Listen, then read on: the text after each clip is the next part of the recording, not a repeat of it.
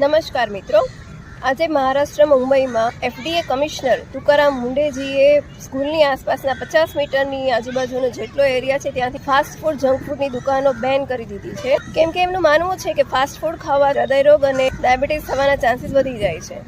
Is right, કેમ કે fast ફૂડમાં વધારે પ્રમાણમાં ફેટ, કેલરી અને સુગર હોય છે. સુગરનું પ્રમાણ વધારે હોવાથી ટાઈપ 2 ડાયાબિટીસ નાની ઉંમરથી જ થવાના ચાન્સીસ વધી જાય છે. હાઈ કેલરી ફૂડ હોવાથી મોટાપો થવાના ચાન્સીસ રહે છે, એટલે નાના વિદ્યાર્થીઓ ઉંમર નાની હોય પણ મોટા દેખાતા હોય. અને ફેટનું પ્રમાણ વધારે હોવાથી હૃદય રોગના હુમલા થવાના ચાન્સીસ રહે છે.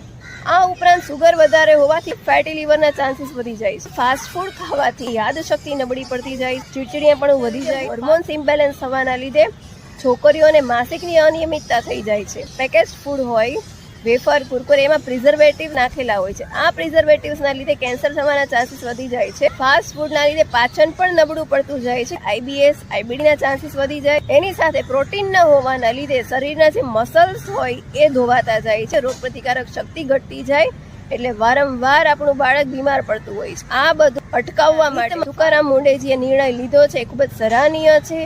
આશા રાખીએ કે ગુજરાતના એફડીએ કમિશનર ડોક્ટર રતન કુંવર ગઢવી ચરણ આ બાબતે વિચારે અને ગુજરાતમાં પણ આ નિયમ લાગુ કરે. જય હિન્દ, જય ભારત.